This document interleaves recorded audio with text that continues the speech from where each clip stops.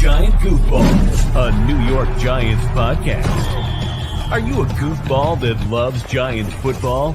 If so, sit back and relax as we talk about the team that both excites and frustrates us so much. And now, here are your goofball hosts, Drew and Rob. Welcome, fellow goofballs, to Two Giant Goofballs, a New York Giants podcast. I am Drew, joined as always by... me, Rob. Join you on a fantastic Monday. Yeah, it's not called fantastic for me right now. So I'm going to give everybody the heads up here. We always say we will do 3 shows a week no matter what. And we always have. We've done some weird scenarios to get the 3 shows in, but we've gotten them all in every single goddamn week. At least 3, if not 4, sometimes 5. I think we did 5 a couple times too with draft or free agency. My back is all sorts of jacked up, everybody. So like, even sitting here in this chair is not feeling the best, to put it nicely, right now. Got lovely sciatica pain all going down my leg and all. Getting old sucks, especially because like anybody who hurts themselves knows you never hurt yourself by doing something like crazy. Like, oh, it's a good story. Like, oh, I was doing this and jumped for the ball in this game and hell, it hurt myself. No, and you blew out your sciatica. Yeah, it's always like that. I just slept funny Friday into Saturday and just haven't been the same since. I've had a few lovely trips to the chiropractor, getting myself straightened back out again. But yeah, it's going to take another day or two probably to be fully back to regular. So at least a lot better than it was. I could all weekend long, I was basically laying in bed doing absolutely nothing except for mincing in pain there. So is this like a Red Hot Chili Pepper song? Yeah. By the way, I try to save my back is out. Oh my gosh! I tell you, anybody who has back pain knows you wouldn't wish it on your worst enemy. So, but like I said, the show must go on. So let's go over all the news we got here today, and a lot of it is surrounding quarterback talk, because let's be honest, that's going to be the talk pretty much all offseason for the Giants until we figure out who's going to be the quarterback or quarterbacks on the roster. We got to start with the man that we keep talking about because the rumors keep swirling around, and that's Matt Stafford is actually talking to teams because the Rams have given him permission to do so. First announced by Tom Pelissero on the Rich Eisen show. And Albert Breer of SI gave the teams that are interested in him. He said the teams you suspect would have their hat in the ring have indeed thrown their hats in the ring. The New York Giants, Cleveland Browns, Pittsburgh Steelers, Las Vegas Raiders, and others have shown interest. So we actually have final confirmation that the Giants are legit interested in Stafford, and this isn't just people swirling rumors because they're bored, which is nice because we never had actual confirmation. It's kind of like, oh yeah, Stafford may get traded, and the Giants would definitely be interested in so, but nobody had any final like proof of an actual conversation until now. So that's a big step in this whole thing. Jordan Raanan, ESPN, goes on to say the Rams are trying to find a financial compromise with Stafford, who is scheduled to make $27 million this season and retain his services. If that doesn't happen, a trade to the Giants could become a possibility. The Giants have at least inquired about Stafford's availability last season around the trade deadline, a source told ESPN. And we know it was also talked about in the offseason last year as well, on the low key as well. So, yeah, this is definitely something that there's enough smoke. There's definitely fire there. I got to say, though, if I'm Stafford, I'm going, send me to Pittsburgh. Yes, but say you definitely don't want to be going to the Giants. You're going to look somewhere where you can have the possibility Giants, of another ring. Browns, Raiders. I mean, goddamn. What's the matter? The JV squads weren't available? like, let's be honest. That's even our team in there. It's not a good mix of teams, guys. So, I kind of feel bad for Stafford because the guy started and played most of his prime with a horrible team in the Lions. Let's be very frank about that. And Lions fans will even tell you that, wasted a lot of his prime. So you want to waste the rest of his career in a bad spot? Yeah, it's like I just feel bad for the guy to a certain degree, unless he wants to come here and wants to be the guy who helps a young quarterback. Because that's the other thing to think about is wherever he goes with most of those teams, they're going to draft a quarterback if they can. Yeah. So, yeah. So it doesn't sound like a very big, easy win for him. But again, there's a reason teams need a quarterback. It's because they suck. So it's not like there's good teams lying around that need a quarterback. Ironically enough, if the Rams trade Stafford, they're the best team that needs a quarterback around. Yeah, It's the truth of the matter. So, yeah, we'll keep you guys up to date, obviously, as more news breaks out there. Next up, we talked last week about the fact that we lost our running backs coach who went back to the Saints after a 1-year hiatus here with the Giants. And the Giants have now hired a new coach of the running back room. And this was broke by breaking news by Dan Duggan of The Athletic. He said the Giants are hiring Liddell Betts as their running back coach per sources. Betts had been the Iowa running back coach in 2021. He played in the NFL from 2002 to 2010 for Washington and New Orleans. Dable leaning into the Kirk friends tree in Iowa. Coach's son James is assistant offensive line coach, and Steven, a defensive assistant, already on staff. And yeah, this is an interesting hire because part of me goes, who the hell would actually want to come coach with the Giants? Like, let's be very frank about this. You got a lame duck coach, as lame duck gets. I guarantee you, and I know they haven't released that kind of list that I've seen at least yet, but I guarantee you when they finally release the list of people most likely to get fired this season, Dable's number one. Yeah. Like, that's how bad it is. So, you know, you got guys who literally have to give up current jobs to take these jobs. It's kind of like the guy who needs like to show himself and try to take the next step and try to sneak into a position he might not be fully ready for in some eyes. Is that's what you usually get. So that's what we got now. We got a guy who literally has coached one job in college ever. Before that, he coached in the high school level from 2010 to 2018. Obviously, Giants fans do remember him from his playing days because he did play quite a while. I think like all but one of his seasons that he played was with Washington. He did have a 1,000-yard rushing season in that as well, though largely considered kind of a bust there because he was a second-round pick, if I remember correctly, and just didn't quite pan out there. But still had a good career. I mean, hell, you know, anytime you get a 9-year career as a running back, you did something right. Just not exactly what you hope out of a second-round pick. This year, Iowa, the big thing for them was Caleb Johnson, who was rushed for 1,537 yards and 21 touchdowns, which is a school record. Both of those stats led the Big Ten. So, yeah, definitely a consensus All-American. I mean, great season. But you have to ask the question, how much was Johnson, how much was Betts? And that's the thing we don't know. And I don't think any of us can know that. You know, you like to hope since we hired the guy that you would hope, but like, there's no way to take that apart. Like, that's a conversation that with any great player and any great coach, who helps who more. Yeah. Now, the other interesting part of this is keep in mind, Tyrone Tracy did play at Iowa during Betts' time there, but he played as a wide receiver, not as a running back. So we don't know what kind of relationship those two may already have. But if they have a good relationship, then that would be an interesting, you know, part of this, because obviously his biggest job is going to be teaching Tracy more of the running back position, especially pass protection, which is probably the biggest issue for Tracy right now.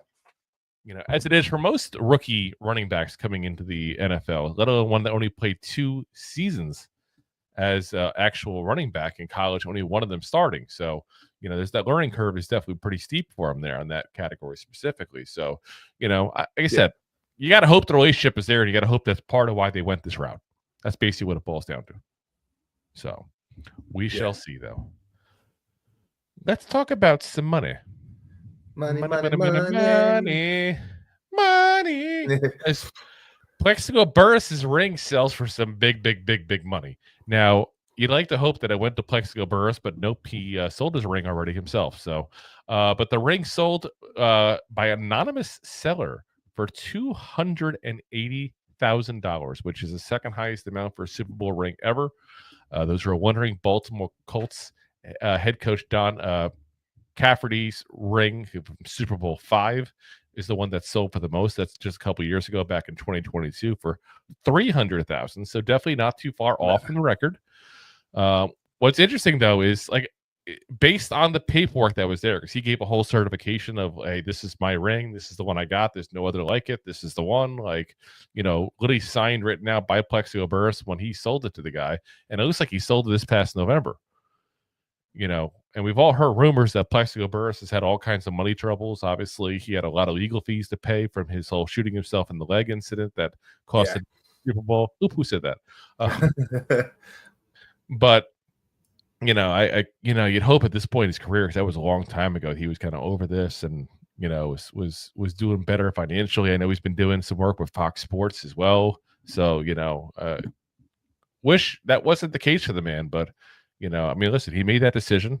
He's an adult. You have to live with consequences in life, but that's such a big thing for someone to give up, and you kind of hate to see it. Yeah, it's a little it's a little sad to see because, like you said, it's a Super Bowl ring. Not many people have them out there, and just to get rid of it, like especially it's like it is a lot of money, but it's really not that much money. Well, it's like you got to wonder if this guy sold it for $280,000, how much did Burris sell it for? Because this guy had to go. It's an auction, so the auction house gets a cut of it. I don't know what cut the auction house gets, but it's like, how much did Burris sell it then for? Just in November, like that wasn't even like that long ago. Like, talking 3 months ago. Like, did he get? Did he only get like 100,000 for it or something? Did he get like half that? Like it just things that make you wonder. That's for sure, but. The other thing is, keep in mind, everybody remembers the helmet catch. People tend to forget that wasn't the touchdown. It was Burris in the end zone with the touchdown to sum up the victory there for the Giants and shore that up. And like I said, I feel bad for the guy. I do. I really do. And I hope it was just a decision he made, because I know some people aren't as attached to that stuff.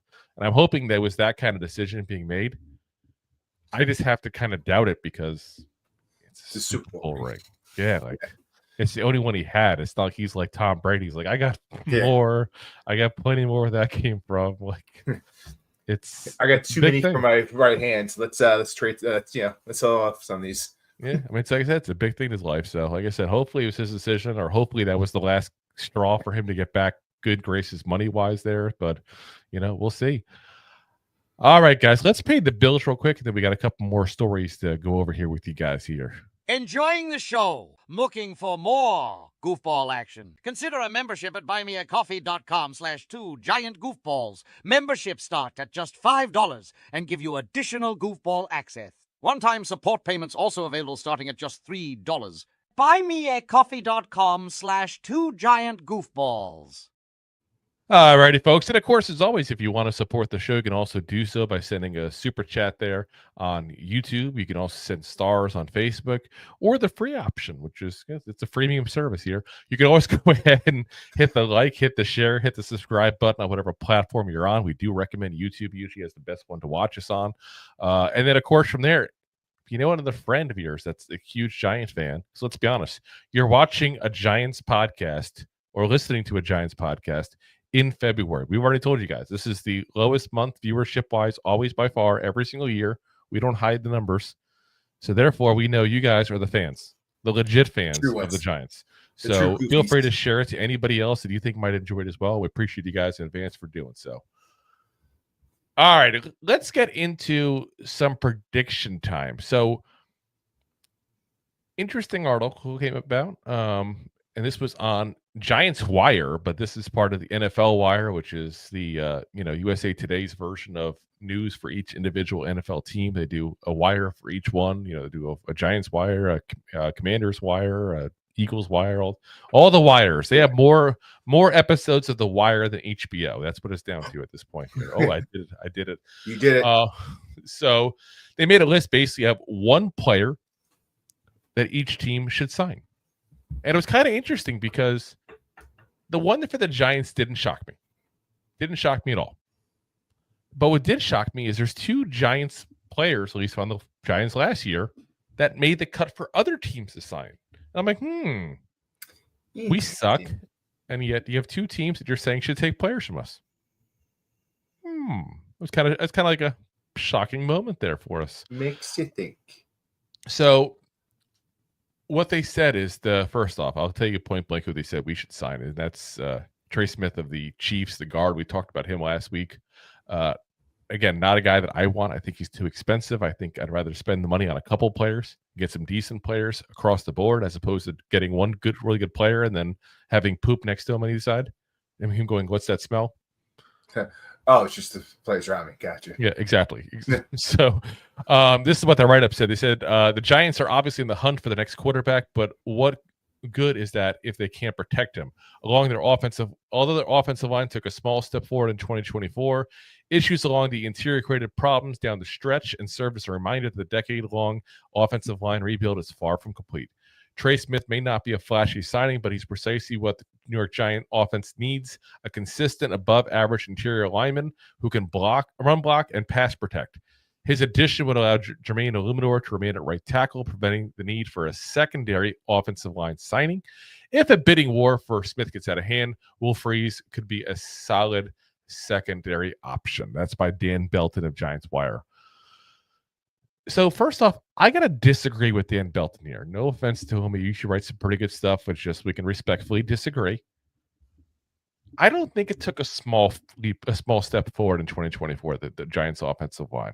We've talked to the show before the offensive line had all the injuries, especially the first, peg was the big one with Andrew Thomas. This offensive line was playing better, guys. I'm sorry. It was. There's no, and I'm not saying it was the Cowboys line of a couple of years ago or the Eagles line of now, which I hate to give credit to two division rivals, but let's be honest, they've had amazing offensive lines in recent time. But we were at least an average offensive line up until his injuries. And that is a big leap forward from where we've been the last, few years here. You can say just years in general, not even a few years, but, I don't disagree with them. We need an interior offensive lineman. I just disagree that we need to go and spend that kind of money to do so. Will Freeze also scares me because the last time we got the guard out of Indianapolis, it was obviously a man who did not work out very well in Mark Lewinsky and had a very similar resume to Will Freeze as well, as far as ability-wise. So I think that's an option I will just leave and ex-nay the loop and stay on there all I can and just avoid like the plague there. But again, I'm not going to sit there and spend $20, $22, $23 million on a guard this offseason when I need a quarterback, I need a corner, I need a defensive lineman, I need all kinds of moves at that point there. Now, can you get me a good solid one for like $10 million, $15 million? Okay, sign me up. And that's probably more the Will Freeze market. But again, not him specifically, but somebody of that caliber, I'd be okay with. Yeah. I just don't want to overspend like we did last year. Looking at you, John Runyon Jr. Looking at you. He tried.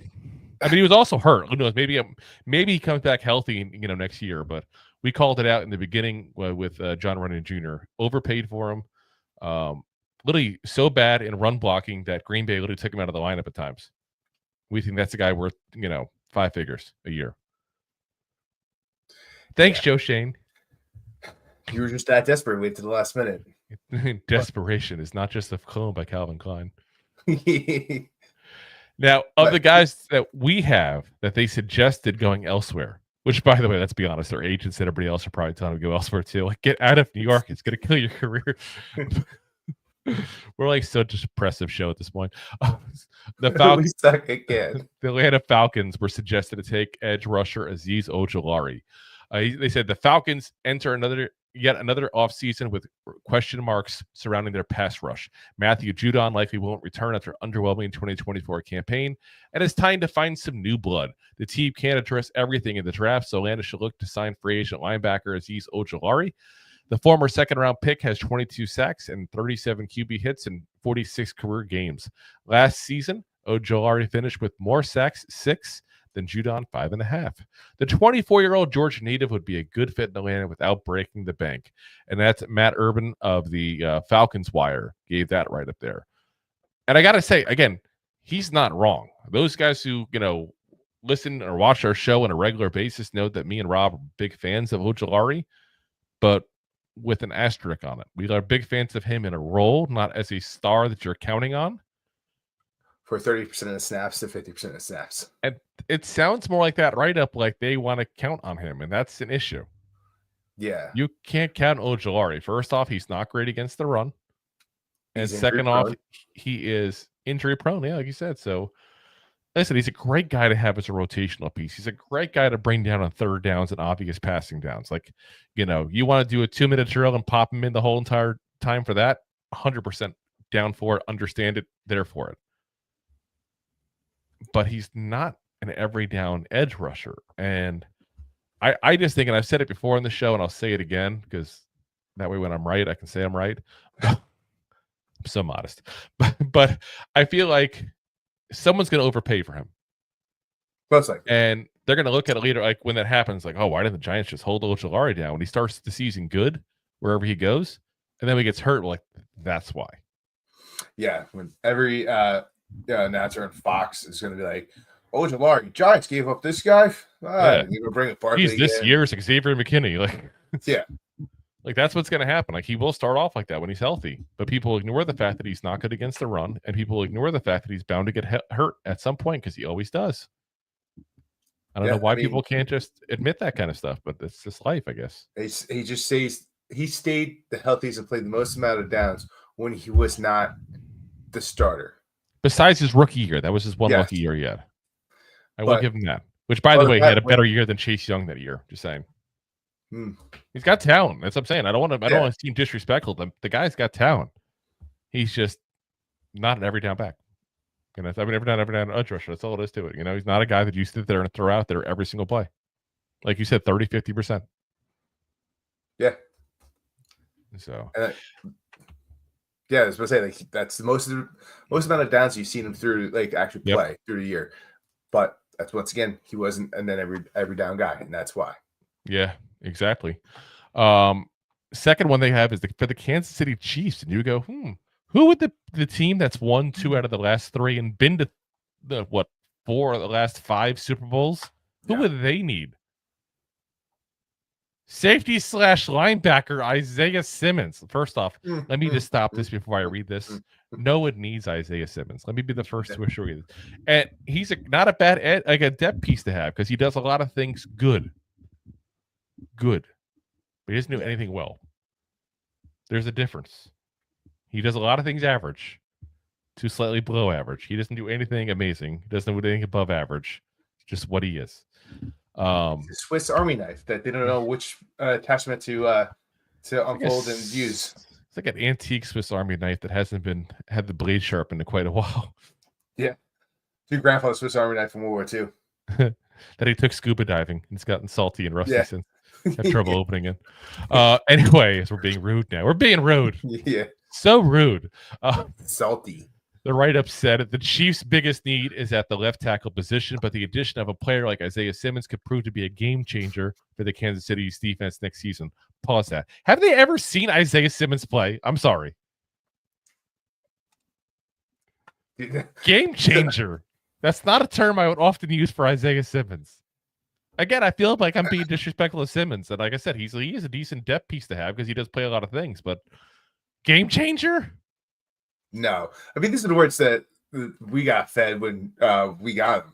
He's a game changer. He's a great guy. Like you hit it on the head. Like he could play a lot of different positions.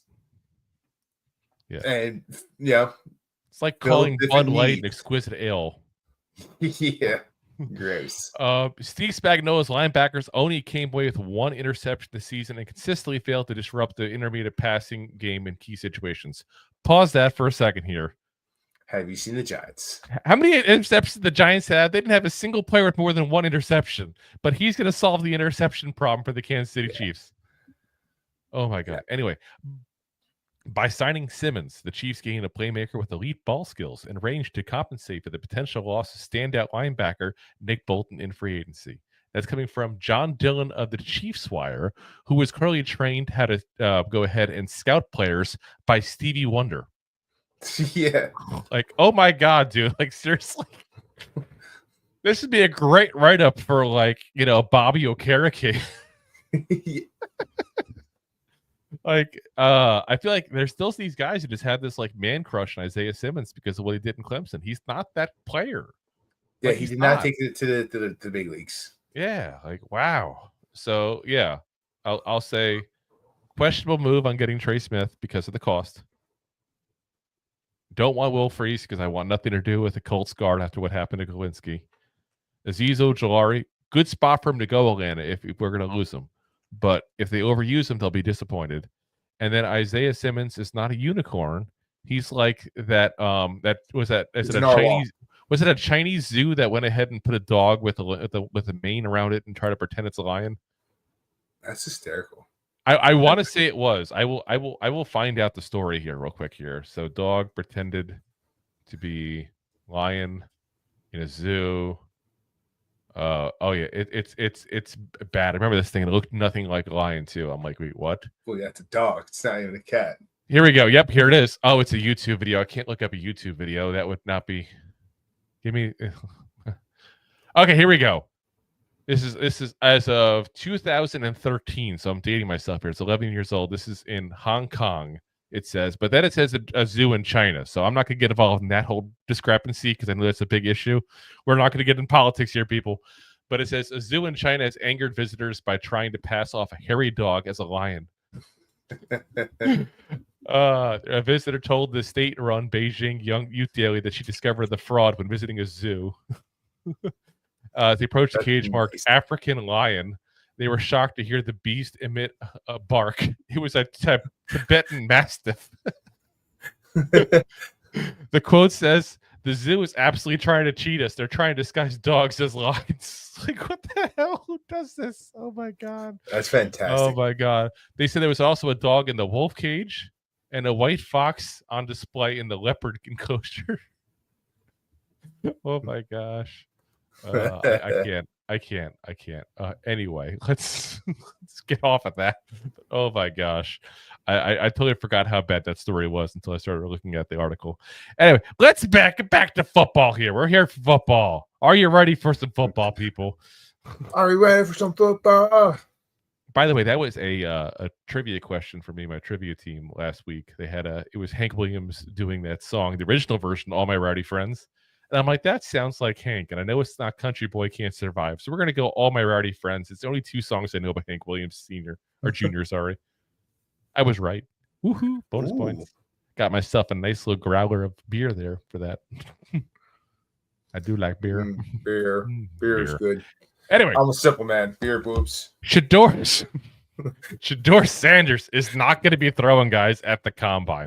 And I don't even know why this is breaking news. But anyway, Ian Rappaport tweeted out there on X. Again, I don't know why we're calling it tweeting. If it's on X, I get grumpy by backwards, by the way. I just point out stupid things. Yeah, it's Xing. It should be Xing, like, you know. X like going to give it to you. Yeah, I'd say a little DMX there. Yeah, I knew you were going there. Anyway, he says Colorado QB and potential top pick Shador Sanders plans to focus on his interviews with teams at the NFL Scouting Combine, helping us continue to learn him as a person. He'll allow his 4 years of film to speak loudly, then throw at his personal day with 4 draftable Colorado University wide receivers. First off, don't tell me that was not scripted and approved by the Sanders family right there. Yeah. Sanders plans to focus on his interviews, helping them continue to learn him as a person. Wow. Yeah. Scripted much, guys? Scripted much? Just saying, like. Just read from the key cards right here, right here, right here. Yeah. It's like, how much did they pay you, Ian Rappaport? Like, seriously. And it's like, I get it. Like, it's all about relationship building. And we have the luxury of the fact that we're just 2 fans having a podcast together. We can just say what we want. And, you know, he has to deal with consequences when he goes to pick up the phone and, you know, Dion or Shador or Shiloh say, yeah, we're not going to talk to you. We saw what you tweeted. Yeah. They're not going to talk to us either way. We're good. We can say whatever the hell we want.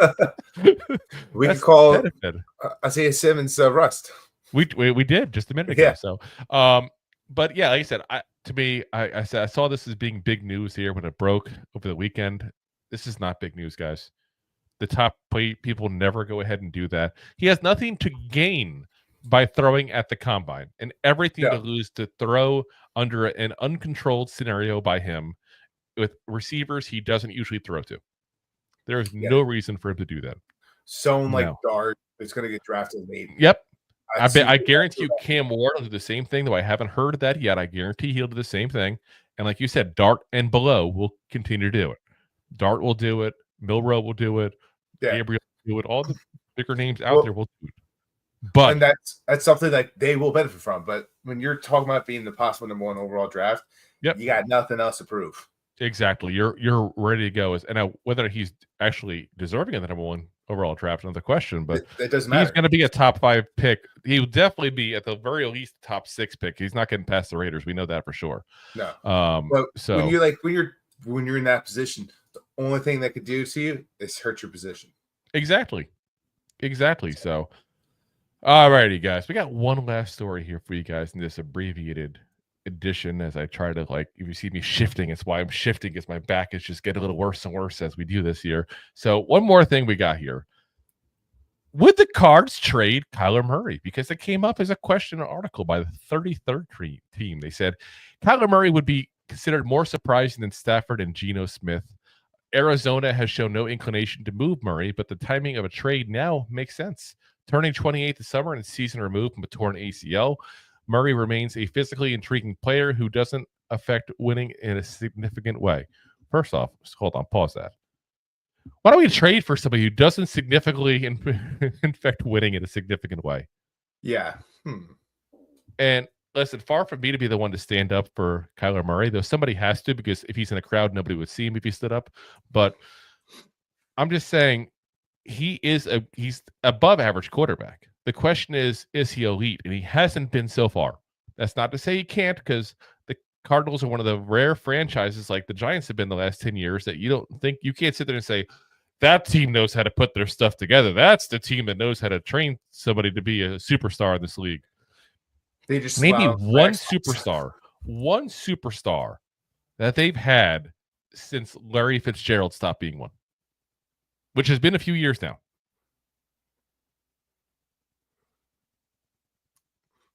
Yeah. Connor. And JJ Watt can't count because he got traded to them. Already a superstar. Yeah. They haven't developed anybody. No. Buda Baker, good player, not a superstar. You know, and listen, you can sit there and say, oh, you're the Giants. What do you know as superstars? Dexter Lawrence, superstar. Saquon Barkley may be gone, but he was a superstar developed with the Giants. 100%. You know, I mean, you know, Xavier McKinney, same thing, gone. It's just more depressing because most of them left by now. But, you know, Bobby Okereke's had his best 2 years now with the Giants back to back. You know, we can't sit there and say that we don't have guys that have reached that kind of level. But the Cardinals just haven't. So I think you can kind of be a little more questionable of people meet their, you know, their max potential in Arizona. Anyway, they said he completed 68.8% of his passes for 3,851 yards, 21 touchdowns, and 11 interceptions last year, and has almost a 2-to-1 touchdown to interception ratio for his career. By the way, saying all that, he has no significant impact to the win. Just saying. Ridiculous.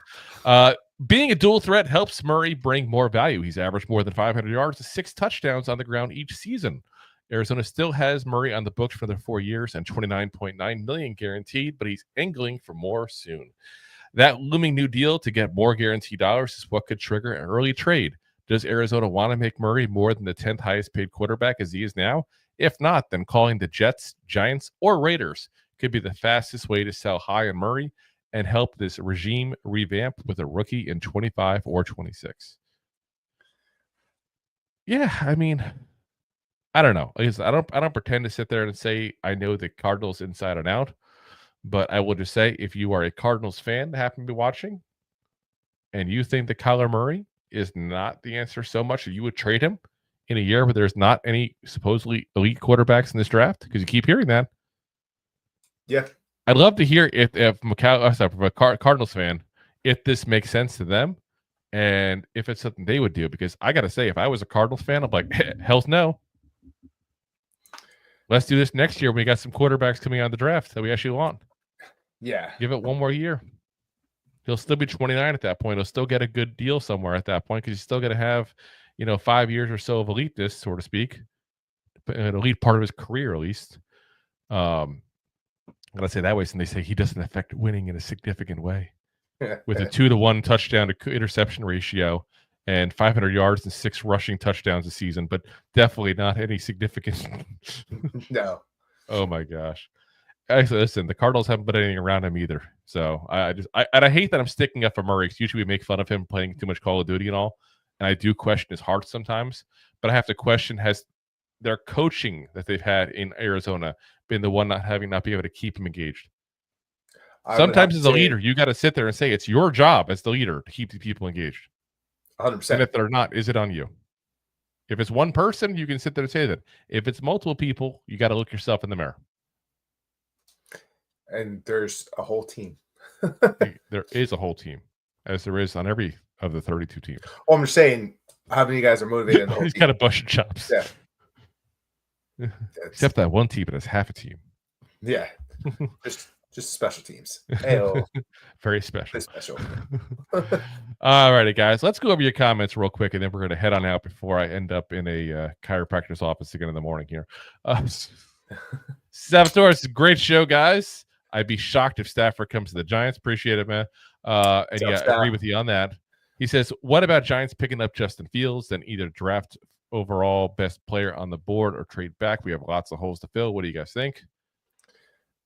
Man, I'm cool with that. We've said that. I'm not opposed to that. I think no. I 100%. Drew and I have also said it too. It's like we think you should probably draft a quarterback no matter what, and also get one. Is it just me, or like I know all this talk about Stafford? I'm going to throw this scenario out to everybody. Feel free to put your comment here. Anybody that wants to chime in on this idea as well. We mentioned Stafford and the Steelers as an option. I almost wish he would go to the Steelers because that frees up Justin Fields. 100%. I would rather have Justin Fields at this point in his career than Matt Stafford. I know that sounds crazy, but Matt Stafford's, 37, 36? I mean, by the time the Giants are even good, he's going to be retiring. Yeah, you've got to figure with Stafford, you're getting 2 to 3. That's it. Whereas you're going to have 7, 8 with Justin Fields if he becomes your guy. And that's the big question mark with him. I'm not saying he's going to be the guy. He could be an absolute bust for the Giants as well. But I'll tell you this, he's better than Daniel Jones has been the last couple of years. He's better than Tommy DeVito, that's for damn sure. And he's definitely better than Drew Lock, except that one game against the Colts. I don't know what happened that one game. Yeah, that was that broken clock being right twice a day kind of scenario. But, yeah, I mean, that to me is like a dream scenario for me. Like, I would take that in a heartbeat. Yeah. See, Uno says, salute Drew and Rob, 2 giant goofballs, keeping us updated in tune. Thanks for sharing, guys. Appreciate you for watching. Don't thank us. We thank you. Yeah. That's how this works. We thank you. Thank you. Listen, there's plenty of other Giants content creators right now on as we speak, and we're shooting this live. Seriously. And I know that because I get notified because I follow them all myself because I always like to see what other people are doing and, support other content creators since they support us too. So, listen, there's other shows you could be watching and you're choosing us instead, which means we're going to give a drug test for you later on, but we still appreciate you either way. So it's in the mail, guys. Exactly. Vinny G-Man, like the content. Appreciate you guys. Real talk. Thanks, appreciate it. Like I said, we're going to say it what it is. That's the benefit. Hey, listen, I think we've gotten to the point because especially what happened with Talking Giants this past year with them the Giants trying to silence them when they suggested we fire Joe Shane, that we just don't care anymore. We're just going to call it like it is. I feel like that's where it's at, where it's like we're unleashed now. And on top of that, I'll tell you this, and I don't want to put words in their mouth, so I'm not going to name the show because I may be misremembering some of what they said, if that's a term. I don't know if that's an actual word, misremembering. But there's another show that pops on a regular basis, been on longer than us as well. And they said point blank that every time they've contacted Giants players, they've been told that the team tells them not to do it. So therefore, we have no problem just saying what's on our mind because I have no reason not to do it. And no gives you guys as watchers or listeners no benefit for us to sugarcoat or lie it in the hopes of getting an interview with a player that we've been told that the team's telling them not to talk to us, or to go ahead and get somebody from the Giants organization on to talk with us about what's going on. We're not credentialed media. We can just say it like it is. Yep. And that's goofballs. That's the beauty of it. We're one of you guys. That's it. Yeah. We're actually 2 of you guys, I guess, technically. I feel like half a man right out my back the way it feels right now. Andre says, what up, Drew? What up, Rob? Okay. At least Shane knows how to create a smokescreen. Last year, Giants trading down. Giants want JJ and all this stuff. He needs to be good at something. He said that all along. I would not play poker with this man. I would not play poker with him. That's the one thing I will give him credit on. Yeah. That man and last year's drafts. We have to give him the credit on last year's draft class. That was a damn good draft class. I just don't know how much of that's on him after the first 2 being so bad. But, and we always use the example of Kayvon. Remember, we're not drafting Kayvon Thibodeau. A bad interview. We wouldn't go anywhere near him. 5th overall pick. Kayvon Thibodeau. He just seemed walking up. Yes, it worked. That's because he had the kid there at the podium all excited too. I forget his name, but he was like he was like more excited than Kayvon. It was great. I love that kind of stuff. Yeah.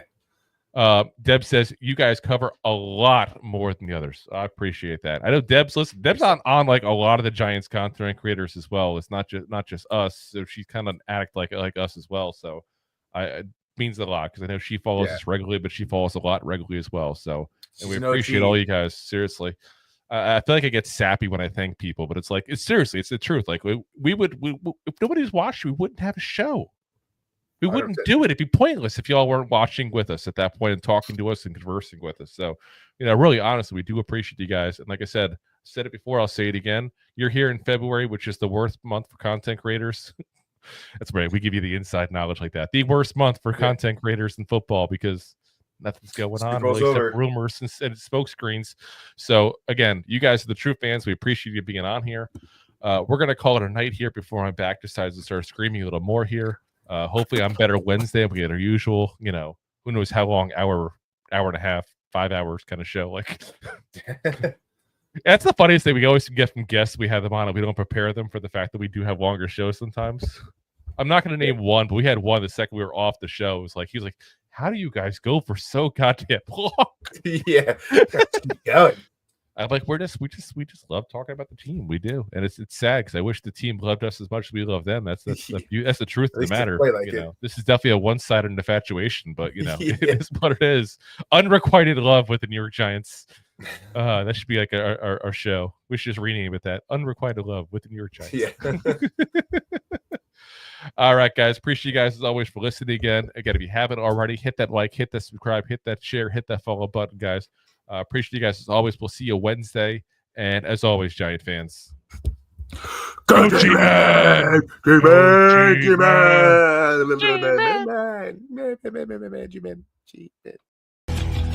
Thanks for listening to Two Giant Goofballs, a New York Giants podcast. We appreciate your support. Thanks so much.